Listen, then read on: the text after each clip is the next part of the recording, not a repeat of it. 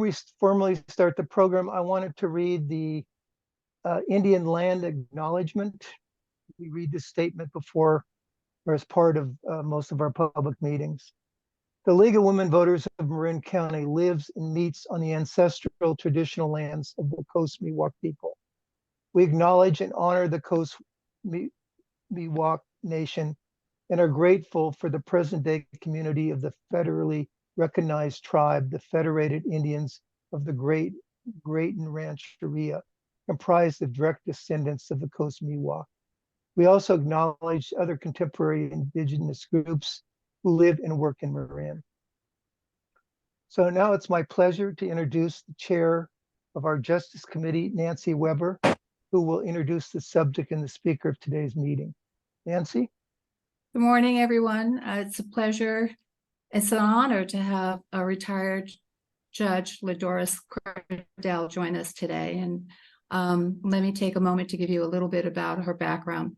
Now retired from the state Santa Clara Superior Court, Judge Cordell is an on-camera legal analyst in the Bay Area and often a media commentator about law enforcement and legal matters. She spent her career in California courtrooms, and she's got a lot to say about how our judicial systems better serve everyone.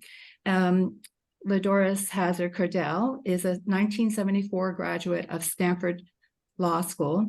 She practiced in East Palo Alto, California, and was an assistant dean for student affairs at Stanford Law School. In 1982, Governor Jerry Brown appointed Northern California's first Black woman judge, LaDoris Cordell. And at the time, she says she was surrounded by white male judges, but this wasn't foreign to her. Actually, LaDoris is the first for many things. She was the only Black woman in her Stanford law class.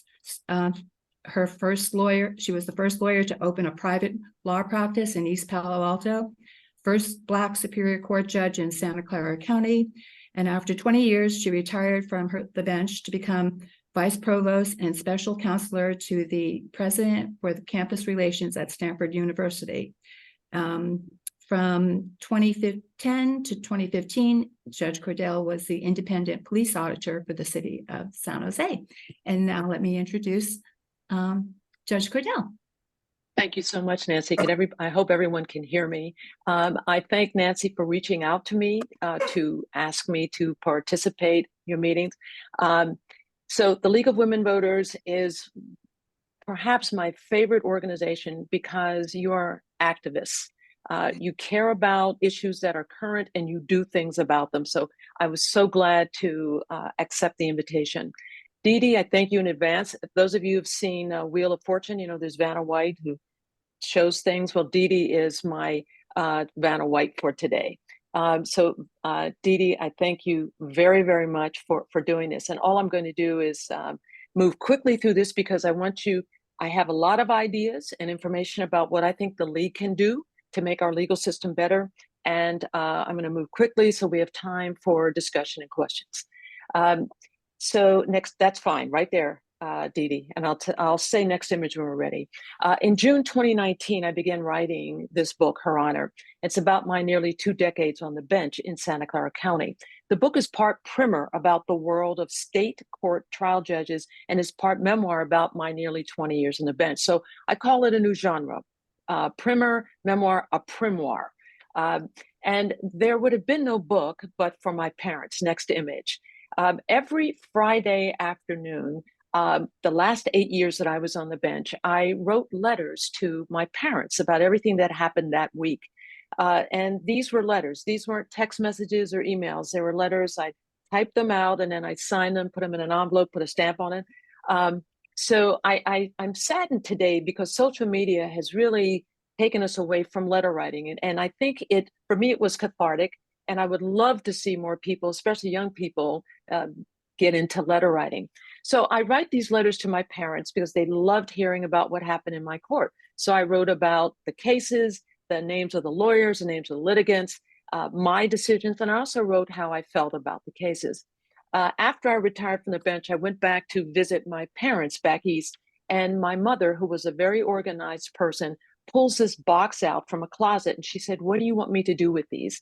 My mother had saved every one of those letters, 8 years worth every Friday. And I had made no copies of these letters. So I packed them up, sent them back here to California. And after about 2 or 3 years, I finally said, okay, let me just take a look at the letters. And I was stunned not only by the volume of cases, but also by the variety of cases over which I presided. So, but for those letters, I would never have recalled the many stories about actual cases with actual names that are in the book. So just very briefly, this is what I wrote about my parents in chapter 1. It's the introduction, Bitten by the Judge Bug. Lewis and Clara Hazard had worked hard to provide for us and to ensure that my 2 sisters and I went to college. Their mothers had been the help, domestic workers who toiled for it next to nothing, serving wealthy white families who resided in Philadelphia's prestigious mainline suburbs. When my mother, a high school graduate, and my father, a graduate of North Carolina Agricultural and Technical College, married in 1943, they had neither an inheritance nor a nest egg to get them started. What they did inherit, though, was a terrific work ethic and a powerful drive to succeed. My parents would come to own a home and operate Spring Cleaners, a dry cleaning business that supported our family for 40 years. Next image. I was appointed to the bench, as Nancy mentioned, in 1982 by then Governor Jerry Brown, making me the first African-American female judge in all of Northern California. So when you become a judge, you don't just buy a robe and go to work. You have an investiture. So what you're seeing is my investiture at Stanford Law School. My parents were there, my then spouse. Years later, I subsequently divorced. And those are my 2 daughters who are now both in their 40s. The one who's standing is the city attorney for the city of Hampton, Virginia. The little one has 2 children in San Diego and has been a mom for 9 years and is now will be out working again. So that's the investiture. Next image. And the only thing that's important at an investiture is one thing, is that you take an oath to become a judge. And the oath is to make a promise, and only one promise, and that is to uphold all of the laws, to uphold the constitutions of the United States and California, and that's it, just one promise. So I asked Felton Henderson to administer that oath to me. Felton Henderson is a well-known, actually worldwide known federal judge who retired not long ago, who was so courageous. He's a friend and he was a mentor to me. So he did the swearing in. The world of a trial court judge is one big drama, which is why the fact that I majored in theater in college, it was the best preparation I could have had for being a litigator, because when I was a lawyer, my audience was the jury or it was a judge. And as a judge, then it was better preparation, because in the courtroom, I'm the producer director and anything goes in a courtroom. For whatever reason, people, I think somebody is not muted and I'm getting a little, I don't know if it's coughing or something. Thank you if you could mute. Anything goes in a courtroom, and I don't really understand why people lose their inhibitions. So in this book, there are lots of war stories from the actual cases over which I presided, and they cover these subjects: family court, juvenile court, name changes, probate court, drunk driving, sentencing, juries, mental health court, judicial discipline, judicial elections, recalls of judges, and there's a chapter on ways which we can fix what is broken in our legal system. So what I'm going to do is give you just a very quick kind of shot at look at a couple of these things, and I'm going to get to the heavier stuff where I think the league can get involved if you're interested. Next image. In a chapter about probate court, I call it Where There's a Will. Get it? Yeah, Where There's a Will.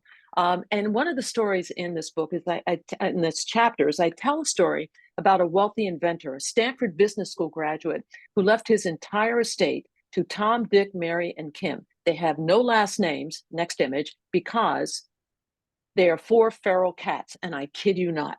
So Mr. Walton left he had a trust. He left $600,000 in cash to be used to maintain the cats. And he left $3 million in real estate to 7 animal charities. So when I walk into court, we have 3 lawyers who represented the 7 animal charities. We have lawyers for the cats. We got a lawyer for the trustee. And how did I handle all of that? Well, that's a teaser because it's in the book. You'll have to read it.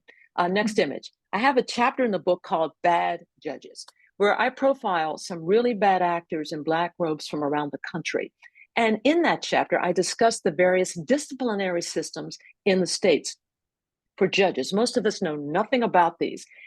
In the appendix, you will not find it in the book, and you will not find endnotes in the book, and you won't find any footnotes. I don't like that stuff in books. It just makes them longer than what they should be.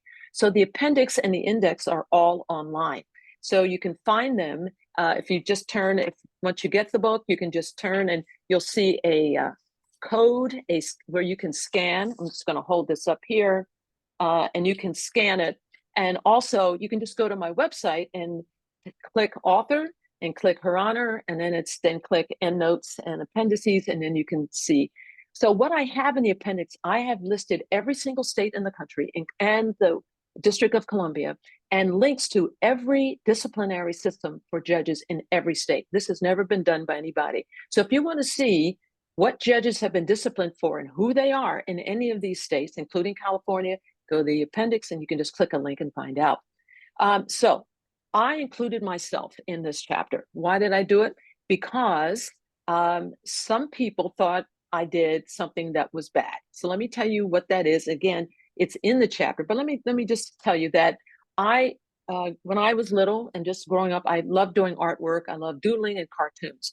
So I made some cartoons and I thought, why don't I these were legal cartoons, and I'll explain that in a second. And I donated these cartoons to a nonprofit. It's called Legal Advocates for Children and Youth. Their nonprofit provides legal representation for kids. So if you have a minor who wants to be emancipated, they need a lawyer, so they could go to Lacey. Lacey, I suggested, put them in calendars and then sell them. And then the money you raise can go to support your organization. So this is, again, a description now from the book. The drawings depicted judges, lawyers, jurors, and me in humorous situations that illustrated common legal terms. So I first did the calendar in 1998, and Lacey made a profit of $12,000 just from selling the cartoons. It was a big hit. So it was a real push. People were saying, do it again in 1999. So again, this is from the book. In the first 3 months of 1999, calendar sales generated more than $9,000 for Lacey. In June, I received a letter from the Commission on Judicial Performance, that is the body that disciplines judges in California, informing me that an anonymous complaint, I know who they were, had been filed against me, alleging that my cartoons, and I'm quoting from the letter, impugned the integrity, impartiality, diligence, sobriety, and competency of the judges depicted, potentially eroding public confidence and respect. Okay, so never mind the long and revered tradition of parody and satire of our legal system, and never mind the protections of the First Amendment. So what was all the fuss about? Next image. So this is one of the cartoons. So take a look at it. Again, the idea is to figure out what is the legal term here, the common legal term. So what you're seeing before you is a judge, a typical old guy judge, and he is standing in his chambers, and behind him is a calendar on the wall, and each day has the word golf written in it. And then at the very bottom of that calendar, you'll see a line that says retirement, and after it says more golf. The judge is smiling, and the judge is holding a bottle of Johnny Walker Red, holding some alcohol. So what is the common legal term? So I'm going to give you all this one, and it is take the fifth. Got it? Yeah, fifth, alcohol, take the fifth. All right, so you got it. Next one. So this cartoon, if this looks like Newt Gingrich, it is. So common legal term, he is looking at something. It is a cross. So legal term, cross-examination. Got it. Okay. And one more. So next image. This one shows me. I'm at the bench and I'm moving my arms, wiggling them. And everybody in the courtroom is doing weird things with their hands and their arms. So it's a little tougher. So I'll tell you what this one is. This is make a motion. Okay, so what happened to me when this complaint was filed for these cartoons that I donated to a charity? Well, that's another teaser. It's in the book, and I promise you it is not what you think. Next image. I have a chapter in the book, and this is where I'm going to really focus more on the league here and some things that you might want to think about undertaking. I have a chapter in the book called Thank You for Your Service, and it's about juries and about jury trials. So the right to a jury trial is enshrined in 3 places in the U.S. Constitution. It's in Article 3, it's in the 6th Amendment, speedy trial in criminal cases, mandatory on all the states, and the Seventh Amendment, civil trials, and it's optional for the states, but every state has made it mandatory that if you're being sued or you're suing someone, you can have a jury trial. So I love jury trials because I'm a people person, and I saw these trials as a way to introduce people to our legal system in the hope that jurors would have a good experience and feel good about the legal system. Next image. Jury selection I found fascinating, I found it amusing, and I found it very annoying when people did the best everything they could to get out of jury duty. How many of you have served on a jury? I can't see you all, but I'm hoping it's quite a few of you. And it is also my hope that you found it to be a positive experience. I would love to be on a jury, and I have never done that. However, that being said, I can understand why many people avoid jury duty like the plague. First of all, there's the time wasted just sitting around for hours not knowing what's going on. You get called into the big jury room, you sit around, maybe all morning into the afternoon. And if you're called in a courtroom, generally the judge, nobody explains why they had to sit so long and what was going on in the courtroom. So that's part of it. And then there's the compensation, or I should say the lack thereof. So jury duty is a civic duty. I appreciate that. But also I think there should be compensation. Let me just tell you what I have written in the book, just a little bit about juror compensation. Jury fees range from a high of $50 per day, Arkansas, North and South Dakota, and federal trials, to $5 a day, New Jersey and Kentucky, to nothing, Delaware and South Carolina, and everything in between. California is near the bottom, coming in at just $15 per day, not counting the first day. So when full-time employees are called for jury duty, only 8 states, not California, and the District of Columbia require employers to pay their regular wages during jury service. Next image. So I saw very few low-income individuals, most of whom were people of color, in the juries that I had in my courtroom. And people are not there, people of color, generally not there because they can't afford to serve. They cannot afford to come in for a day or a week or a month to serve and not get paid their salaries from work. So they don't serve. So as a result, juries during my time, and still it's happening, are predominantly white retirees. In my view, we need jurors that are diverse and who represent our entire community.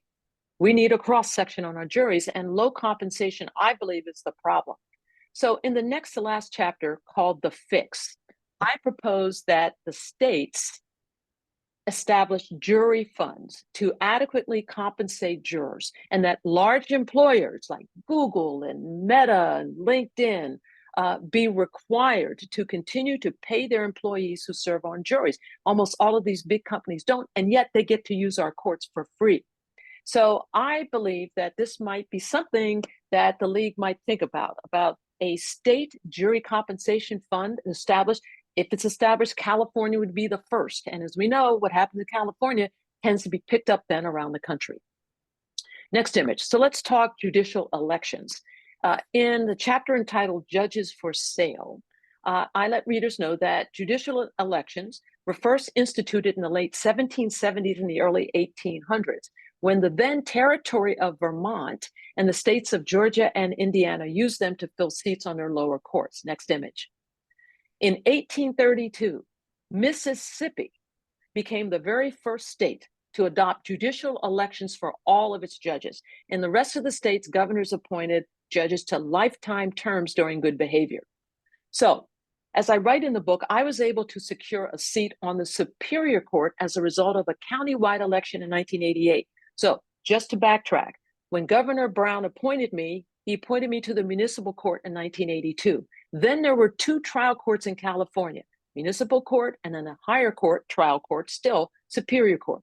In the mid-1990s, these courts were merged, consolidated. So today there's only 1 trial court in California, the Superior Court.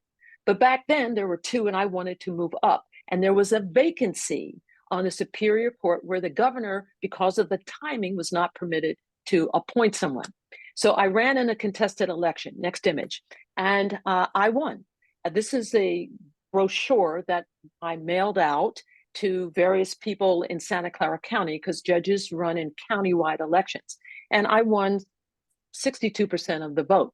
Next image. And this was, again, a big deal. And this is the page on the front page of the Mercury News, where with my two daughters, and showing that I had won my seat on the Superior Court. So in Judges for Sale, in this chapter, I describe my election experience. And let me tell you, it is one that I would not wish on my worst enemy. Well, maybe a couple of people. But anyway, why do I say that? First of all, it takes a lot of money to run for a judgeship. So I raised $70,000 to $80,000. In today's dollars, that's almost $200,000. And I raised most of that money from lawyers, some of whom appeared in my court. So I think that's a problem, right? Lawyers give you money and then here they are in your courtroom. But that money that I raised is a pittance compared to today's judicial elections. I'm going to read you just a short passage from Judges for Sale. According to the Brennan Center for Justice, 1/3 of all elected state court justices currently sitting on the bench have run in at least one $1 million race. During the 2015-2016 Supreme Court election cycle, political action committees, social welfare organizations, and other non-party groups engaged in a record $27.8 million outside spending spree, making up an unprecedented 40% of overall state Supreme Court election spending. Unsurprisingly, 56% of that money was contributed by lawyers, lobbyists, and corporate interests. By 2004, candidates backed by the biggest spenders, the business community, won seats in 12 of 13 state Supreme Court races. And after the 2010 U.S. Supreme Court decision in Citizens United allowed an unlimited flow of money into political campaigns, the floodgates to state judges' campaigns opened as well. So there's the money problem, but there's more. As the influence of money in judicial races grows, so does its impact on judicial decision-making. Again, from the book, the Brennan Center for Justice analyzed 15 years of television advertising data for state Supreme Court elections to gauge the ads' impact on judicial decision-making in criminal cases. Generally, the ads attack judges for being soft on crime. In my view, that's showing mercy and compassion, or praise them as tough on crime, throwing the book at everybody. 3 key findings. 1, the more frequently ads aired during the election, the less likely state Supreme Court justices were to rule in favor of criminal defendants. 2, closer to their re-elections, trial judges in Pennsylvania and Washington sentenced defendants convicted of serious felonies to longer sentences than normally imposed for those crimes. And 3, trial judges in Alabama imposed death sentences more often in election years, sometimes overriding life sentence verdicts handed down by juries. Judges are not politicians. Politicians make promises to voters to appeal to whatever it is their constituents want, and that's fine. That's what they do. But unlike politicians, judges are independent. The only promise, as I told you earlier, the only promise that judges can make is to adhere to the rule of law, to legal principles, and to constitutional precedent. It is my view that even though I won my election, that judicial elections should be done away with entirely and be replaced with independent nominating commissions that are bipartisan, that are appointed by diverse stakeholders, that include non-lawyers like some of you, and have clear criteria for vetting candidates. However, realistically, I know it is very unlikely that we're going to rid ourselves of judicial elections anytime soon. So we need to do a better job, League, of educating voters about judges. So I can't tell you how many times I get these phone calls from neighbors the night before ballots are due, asking me who they should vote for in judicial races. And it saddens me because these people in black robes have so much power over our lives and we don't know anything about them. So we need, in my view, meaningful voter guides. So when I say that, think of the voter guides we get when judges want to be reelected or lawyers are running for seats on the court. You get a little blurb about them. Well, those blurbs are written by the candidates. They're only going to write really, really good stuff. We need to know the real deal. Voters do. And so we need detailed profiles. So how do we do that? One is when you see the name of people running or judges, Google them. Just go on Google, find out whatever you can and share that information. And perhaps one of the best ways to find out about judges who are seeking re-election is to take the time, go to court and sit in their courtrooms. And you could devise teams. You could have a team and one of you goes one day and sits in one judge's court, maybe the judge is in family court. Then you check out another judge or go in mornings and then go somebody else in the afternoons. Does the judge start on time? Is the judge rude? Is the judge a kind person? Does the judge explain things? That would be, I think, really important to then put the information out. Next image. So I end up with another investiture, right? Because I got elected to the Superior Court. So this is a photo that was in the newspaper, January 1989, when I was officially sworn in by the presiding judge, Peter Stone. And after he swore me in, we high-fived each other. My mother was there, my two daughters, one of them you can see, the little one there. So here's the question. I won that seat. Remember, it was a vacant seat, contested. I ran against somebody else for that seat. I won decisively in June 1988. Why is it that I had to wait until January, 6 months later, before I could officially be sworn in to take that empty seat? Well, that's another teaser. It's in the chapter Judges for Sale. Next image. This is how I began the chapter, J'accuse Judges Under Attack. There is frequently no warning or signal that a judge's decision is destined to blow up in her face.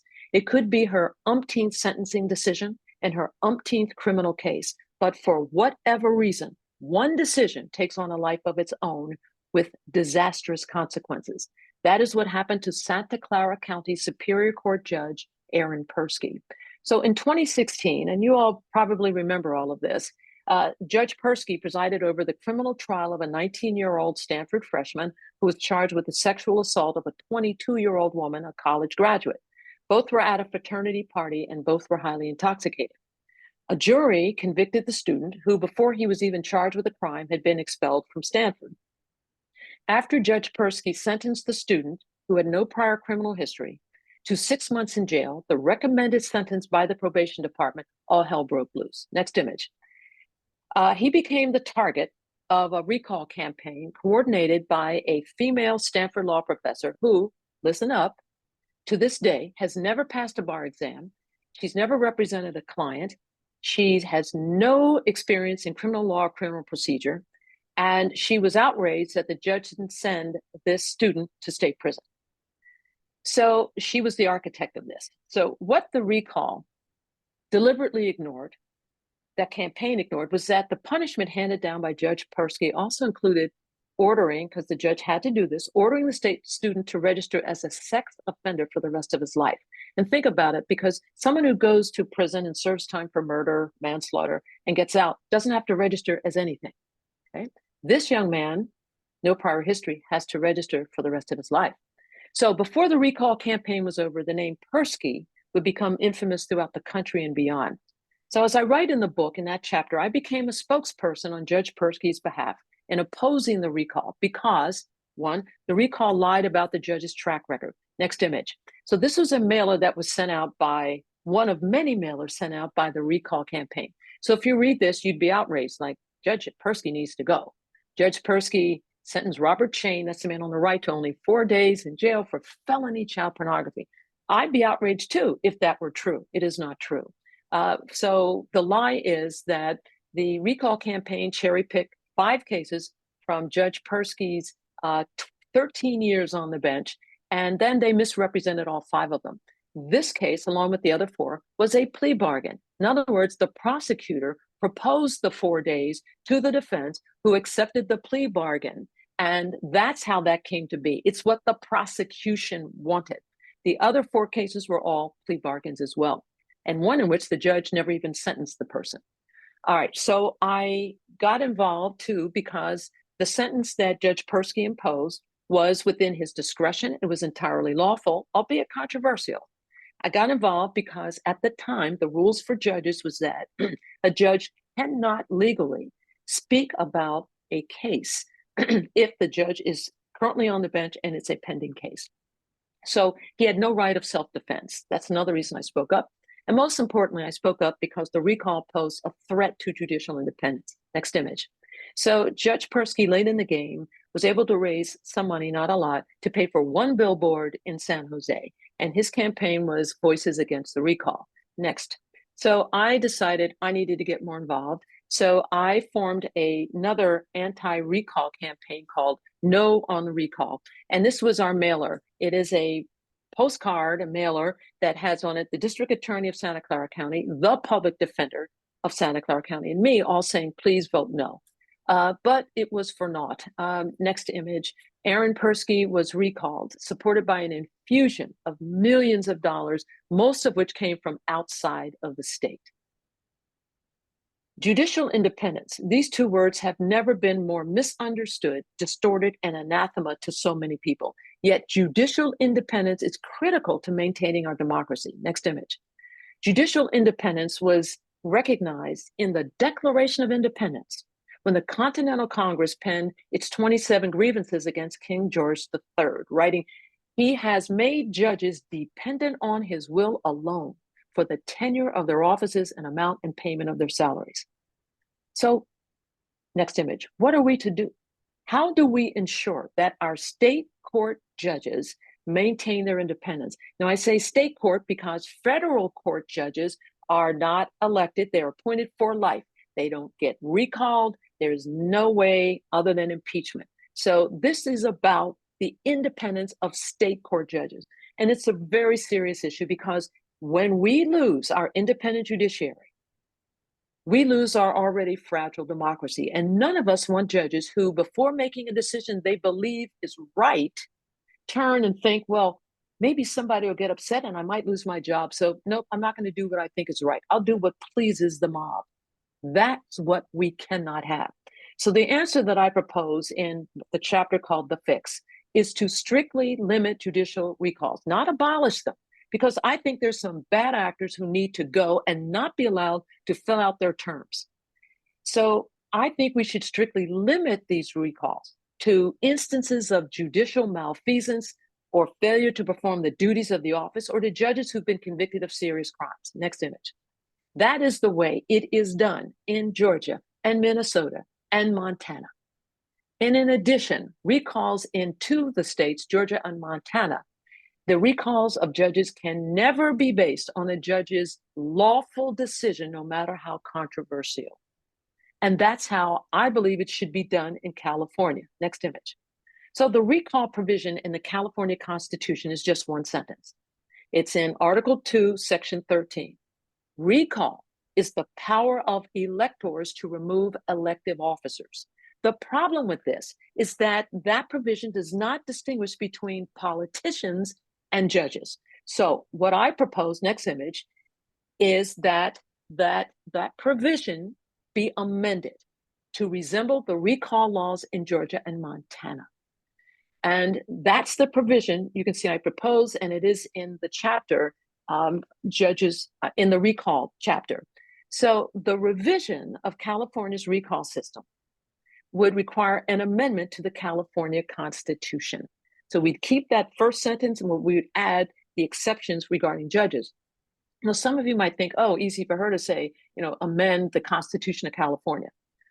The California Constitution has been amended more than 200 times. This is something that is doable in our lifetimes. And if our legislators will not take the lead in amending the provision, then we, the people, the league, voters, lawyers, people who care about judicial independence should step up and make this happen. This is something that is doable, absolutely doable in our lifetimes.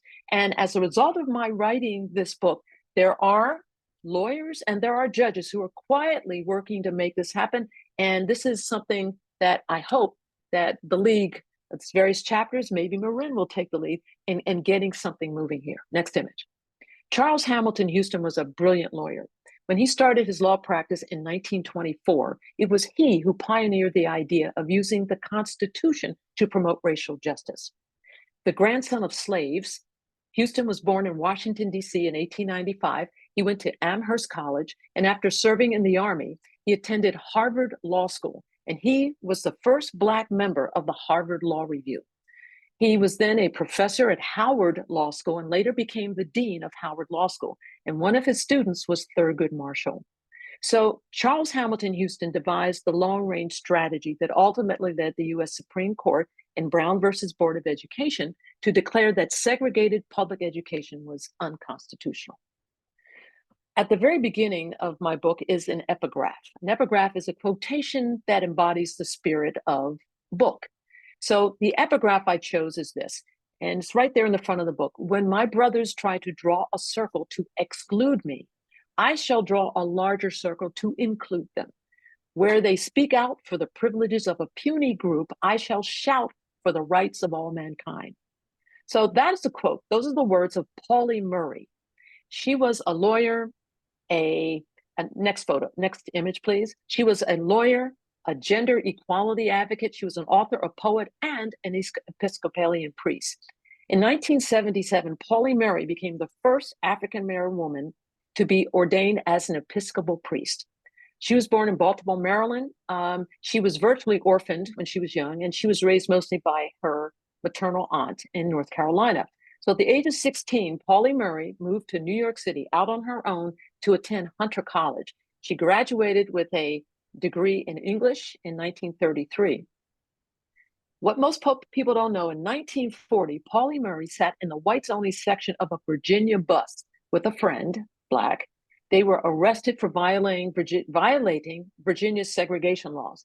This incident led her to pursue a career of working as a civil rights lawyer. Next image. She enrolled in law school at Howard University, where she was the only woman in her class, and Pauli Murray graduated first in her class. She was denied a chance to do postgraduate work at Harvard because she was a woman. And she called that prejudice Jane Crow, alluding to the Jim Crow laws that enforce racial segregation. So she ended up earning a master's degree in law at Berkeley.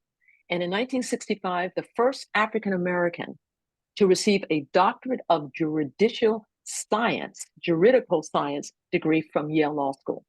So Thurgood Marshall credited Pauli Murray with being the architect of the strategy that produced Brown versus Board of Education. And finally, in 2018, Pauli Murray was declared a saint by the Episcopalian Church. There is a documentary about her on Netflix called My Name is Pauli Murray, and also a wonderful biography about her. Next image. Back to Charles Hamilton Houston. He died in 1950, 4 years before the Supreme Court decided Brown and made his vision a reality. Houston was fond of saying to his Howard Law students, a lawyer is either a social engineer or a parasite on society.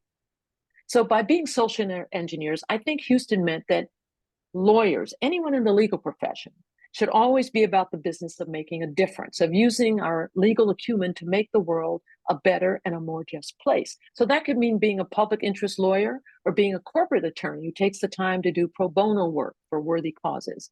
Or it could mean, next image, a retired judge who speaks out at immigrant rights rallies, next image.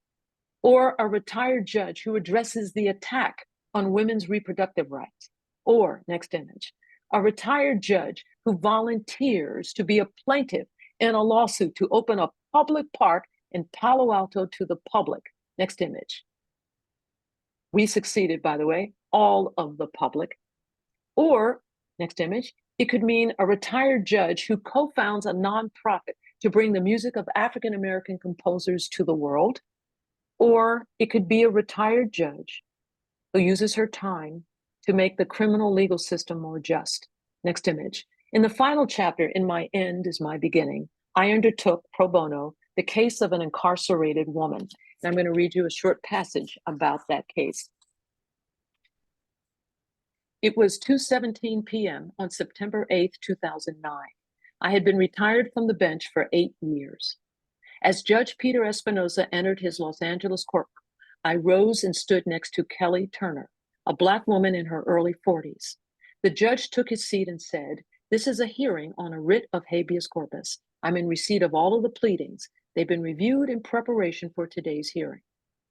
3 years earlier, I had written an op-ed against California's draconian three strikes law for a local newspaper. that came to the attention of Montel Williams, host of a popular national television talk show based in New York City. I accepted his invitation to appear on the show, and in September 2006, I went there and talked about my view of the law. The other guests on his show were two Black women whose sister, Kelly Turner, was in the 11th year of a 25 to life sentence for a third strike, possession of a stolen check in the amount of $144. I enlisted a San Francisco corporate attorney, Roy Bartlett, as my co-counsel, pro bono. In August 2009, after 2 years of researching and writing, Roy and I completed a petition for a writ of habeas corpus, a request for Kelly's release due to what we believe was a sentencing error, and lodged it with the Los Angeles County Superior Court. By then, Kelly was in her 14th year of a life sentence for possessing a stolen check. So I'm not going to give you a teaser on this. I'm going to tell you what happened. Judge Espinoza granted our petition and ordered Kelly released. Next image. So this is right after the judge ordered her freed after 14 years. And sitting next to her, I'm standing there next to Kelly, is not Roy Bartlett, but the prosecutor who decided not to oppose our petition. As I write in the book, this is the best legal writing I've ever done, and I had no idea about how to write a habeas petition. I had to figure it all out. And working with Roy, we did. Next image. Here is Roy Bartlett, the corporate lawyer who wanted to do something good for somebody. And there's Kelly. As you can see, she still has her handcuffs on because even though she was released, she couldn't be processed out till the next morning. I had not seen Kelly in 2.5 years. I went to see her after the Montel show in prison, and then I didn't see her again till that day in court. Next image. Her two sisters who were on the show, one is in red and then one is in black with looks like a little something on the lapel, came up, one from Texas, the other from San Francisco, to be there at the hearing. You see they're smiling because the judge has told her that Kelly's now free. And finally, I want you to see what freedom looks like after 1 year. Next image. This is Kelly with her sisters, Kelly in the middle and her sisters. I love this photo. This is what freedom looks like. How is she doing? She lives in Central California. She got a driver's license, a passport. She got married. She's been to Italy. They have a home. They have a dog. And not long ago, Kelly was recognized by the Office of California's State Probation Office for her work with young people. Okay, so before I end, I have to talk about something really important. Next image. My hair. Yes, my hair. So I want you to take a look at this. Bottom middle, that's me, my first investiture, remember, 1982. And I have the long, straightened, flowing locks. If you move to the left, shorter hair. And that's me after I won in the Superior Court. That's 1988. So you can see a little gray in there. It's a high pressure job. So something happened to me after I won election to the Superior Court. And I just felt like, okay, you know what? This is my job. I'm comfortable in this job. This is who I am. And I want to be who I am. So I decided to be who I wanted to be, which was to wear my hair, which is an expression of me, the way I want it. So if you go around further to the left, I had dreadlocks, and there are short, small dreadlocks there. I didn't let them grow too long because it takes a lot of work for me to deal with it. And then I cut them, and then I had short hair. And then you can see up there at the top in the middle, I had a box, kind of close on the side, flat on the top. And I can't tell you the looks I'd get when I come into court. All rise, I walk in, and people would like frown, like what? Or some would smile. And my thought bubble was, get over it. People can look like this and do this work, can wear the robe and properly do the work. So I wore my hair like this because I could, because when you have Black women's hair, you can do all this kind of stuff. And I wore my hair like this to send a message that judges, yes, can look like this. And I use my hair really to bust stereotypes. So it's interesting to note that in 2020, the Crown Act was enacted in California, first in the country, to ensure that one cannot be discriminated against in the workplace on the basis of wearing your hair naturally. And this was a law that was enacted in response to rampant workplace discrimination against Black women who chose to wear natural hairstyles. So the Crown Act applies to everybody. everybody, if you want to wear your hair naturally, you have a right to do it and not be discriminated against. Next image. I just want to show you, this was me, my 3rd year at Stanford Law School, only Black woman in my class. I had one of the world's biggest afros, just to show you I covered all the hairstyles. Next image. Finally, I want you to understand that I believe there is much that is good about our legal system. The very principles that are the foundation of the system and our entire nation, they're the best in the world. The problem is in the implementation of these principles. Once again, from the book. Created by propertied slave-holding white men, the system did not envision women, people of color, LGBTQ individuals, and poor white males as beneficiaries of the principal constitutional guarantees of due process, equal protection, and fair trials. As a result, judges impose sentences that populate our jails and prisons with disproportionate numbers of Black and brown people. Prosecutors use peremptory challenges with abandon to whitewash juries. And our state and federal benches are primarily the province of white males. These are the consequences of a legal system predicated on exclusion. So the challenge for all of us is to ensure that those wonderful principles that underlie our legal system are applied equally and fairly to all. So I leave you with the final passage of my book that I committed to memory, and it's that judging has been the most fulfilling of my various careers. For nearly 20 years, I wielded power over the lives of thousands of people. And for nearly 20 years, I did what I believed to be right. While it is up to the next generation of voters, politicians, activists, lawyers, law professors, and judges to continue to clear the path to a more perfect union, I refuse to give up on our legal system, and I will never give up on our judiciary, and hopefully neither will you. Next image. Thank you so much. Thank you, Judge LaDoris. Going through the chat box right now, and we have a couple of comments. Someone said that they served on the jury last year and thought it was fascinating, but she was happy to be retired and able to serve without worrying about work. So hopefully that good point. Good point. Yes. About a state fund might, and increasing the per diem might help quite a bit. Someone went to Belton Henderson's investiture as a federal judge. Fantastic. Wow. Someone says, I don't have a question, but you're amazing. And I appreciate that. LaDoris Cordell is amazing and greatly appreciate learning about the incredible issues she has surfaced. Her smarts, wit, ethics, and bias for action are amazing and much needed. She just purchased your book online and looking forward to reading it. You go, girl. Thank you so much. If I could blush, I would. Someone else also said thank you. I would like to ask you about the California Racial Justice Act for All. How do you think that's going to change the system? Because sure. And yes, I do write about it in the book. So the Racial Justice Act was proposed by Ash Kalra, an assemblyman who is from the San Jose area, and he used to be a public defender, and he's a fantastic legislator. The Racial Justice Act was passed and signed into law by the governor. The whole purpose of the act is to get rid of racism from the criminal legal system. And if you notice, I don't say criminal justice system because I just think the legal system is a work in progress. We don't have justice yet. We're working on it. We're getting there. So the whole purpose is to weed out racism from the criminal legal system. And that means everything from prosecutors who make decisions about charging people with crimes, making sure that the decisions they make are not racially motivated.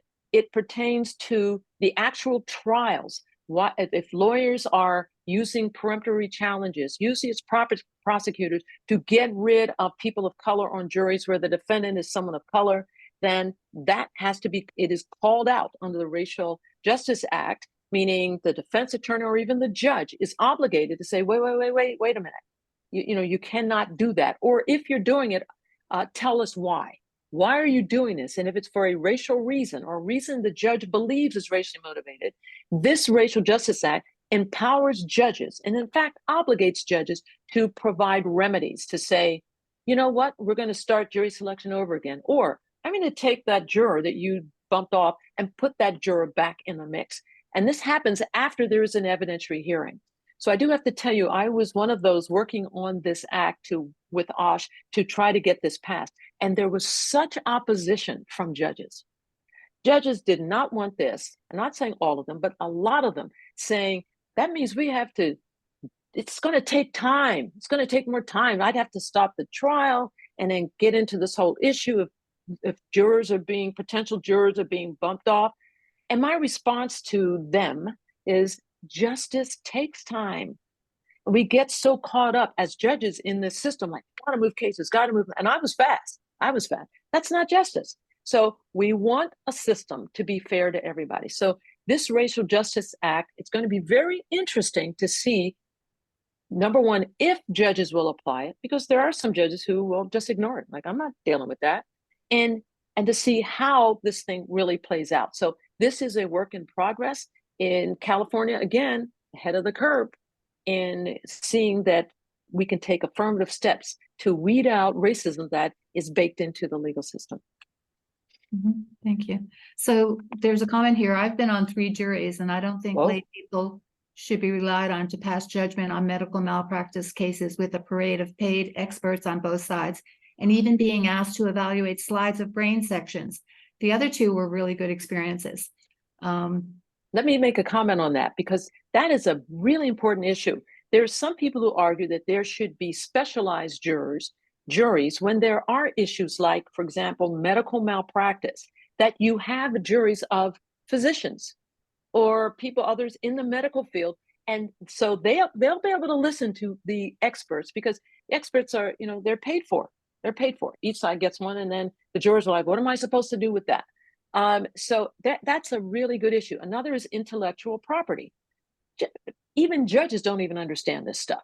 So why not have specialized juries? So that's something to think about. I don't write about that in the book because the issues that came up before me are issues that I think lay people, all of us, could weigh in on. But I do think we ought to pay some attention to this notion of specialized juries. Okay. And this question is, do you have any regrets that you retired? Oh, no, none whatsoever. I was ready to go. And I write in the next to last chapter, or maybe the last one, about why I left. And I left the bench because I was just, I couldn't, in good faith, enforce the 3 strikes law. I didn't believe in it. I believed that it was wrong. It was unduly harsh and disproportionately applied to people of color. So remember, I told you when I took the oath to uphold all the laws, not the ones that I liked, all of the laws. So when I got to the point where I just said, I cannot continue to do this, it was time for me to go. And that's why I left. So no regrets whatsoever, because as I showed you in the ending, those images, I'm unmuzzled. I can speak out about anything I want, which is what I do on MSNBC, on CNN, and I go to rallies and I can speak out. As a judge, I couldn't do any of that stuff. So now I'm unmuzzled, and which was why I was able to write this book, because I can now talk about all of these cases, and it's absolutely proper for me to do so. Okay. Someone has said, excellent presentation. Thank you. I appreciate the issues you bring up. Onward and upward. Thank you so much. And remember, there are more of those issues in the fix that I talk about, like juvenile court. There are no jury trials in juvenile court, where juveniles are charged with crimes. And the Supreme Court has weighed in and said, no, judges do better than jury. That's ridiculous. None of the justices who made that decision ever presided in juvenile court. So these are interesting issues. And I hope when you read the book, the league might say, we're really interested in maybe the thing on juries, or maybe juvenile. I don't know. But the idea is there's a lot to do. And you all, especially because you all are so well informed, are really primed to take the lead on this stuff. Can you tell us a little bit more about the coercive plea bargains? You mentioned that before. Oh, yeah.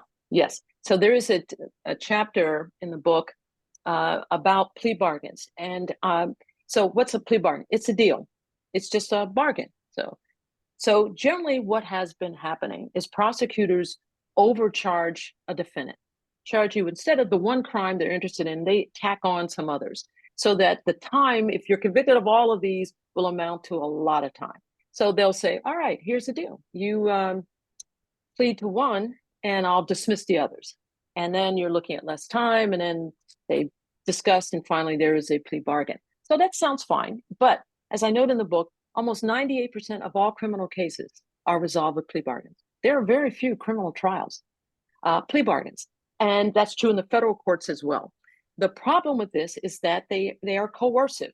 So I'm just trying to think. I write in the book about people who claim that they are innocent. I didn't do it, but if I go to trial and I'm convicted, the judge is going to throw the book at me, so I guess I'll plead.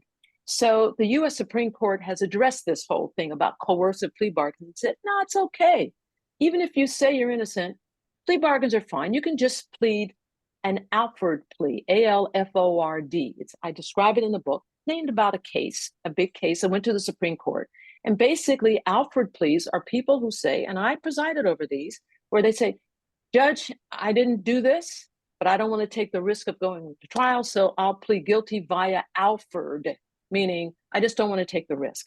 There is an estimate that there are thousands of people who are innocent, actually innocent, who pled because they felt coerced because of overcharging. And there are judges who, and I've seen them, and I've heard about this, but I've seen them, who will say to a defendant, you have a plea bargain here, and if you don't take it and you're convicted, I'm throwing the book at you. So it's basically a trial penalty. Now think about it. The Sixth Amendment guarantees the right to every defendant, the right to a criminal jury trial. It's a guarantee, but yet judges and prosecutors are saying, well, if you exercise it, you're going to be punished.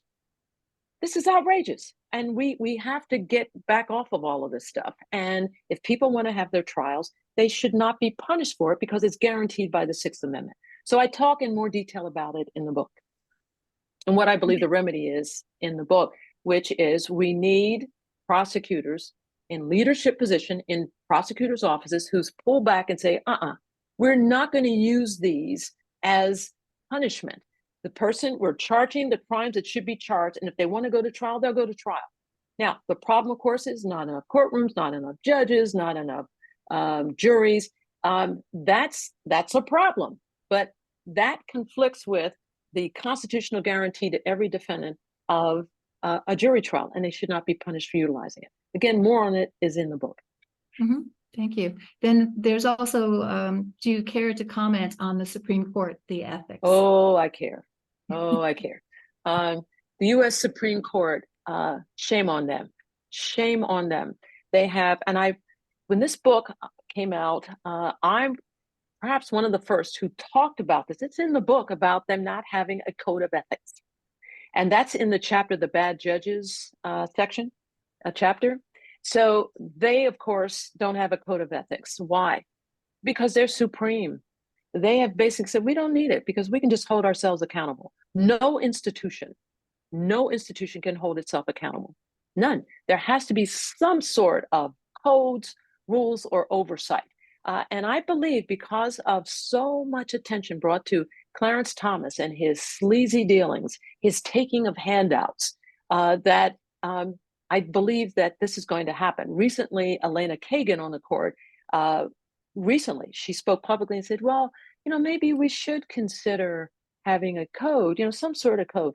Well, my thought bubble was, oh, come on, Elena, really? Of course there should be. All judges in the country, federal and state, have a code of ethics except for the U.S. Supreme Court. So that needs to change.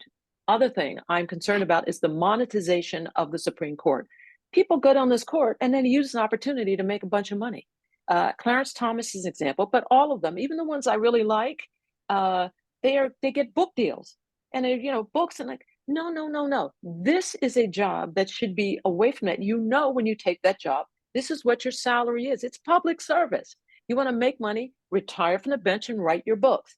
So I'm very concerned about the monetization of it, and also the failure to acknowledge conflicts of interest. Clarence Thomas, his wife, all the stuff that they're doing, Clarence Thomas has no business, in my view, being on the court, along with Alito. They need to go because of the conflicts of interest. And they're presiding over cases where their decisions benefit the very people who are giving them stuff.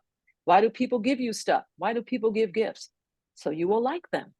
So you will please them, and then they will like you.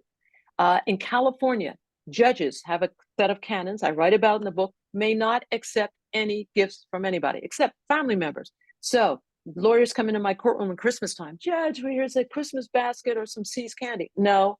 Why are they giving it to me? Because they want me to like them. No, can't take them. I'm having lunch. Judge, let's have some coffee. I'll pay for it. No, not even a cup of coffee.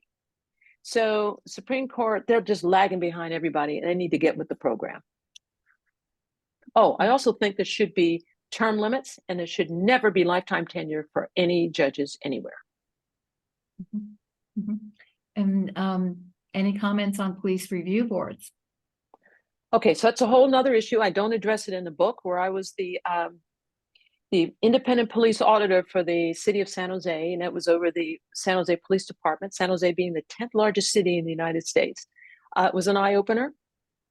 Police auditors or oversight, it is civilian, independent civilian oversight over police. And by that, police, it means over complaints that are filed by the members of the public, and internal complaints, to make sure that those complaints are investigated thoroughly, fairly, and objectively, and that appropriate discipline, if warranted, is done.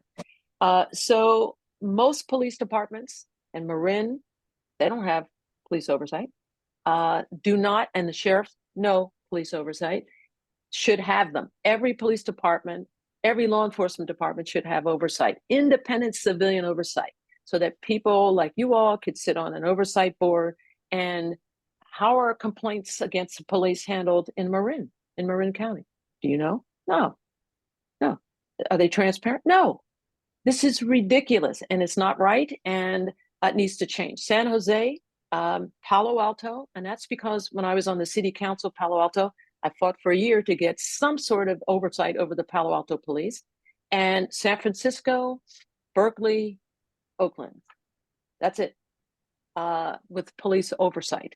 And it needs to happen everywhere. And it's only going to happen if people like you all decide, you know what, we need to know how these complaints are being investigated. Are they done objectively? And we want to know who's being disciplined and who are the officers who are misbehaving, so we know who's patrolling in our streets or who shouldn't be.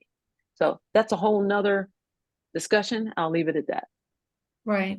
Actually, RIPA helps with that too. The reporting that police are doing right now. We do have a case going on in San Rafael right now with excessive force. And AB 1185 for the civilian oversight, the Board of Supervisors has approved it, and they are working on an ordinance right now. Fantastic. So, yeah. This is great. So good for Marin. We have someone who commented they do hope that we can take the lead on joining judges and lawyers on fighting against recalls.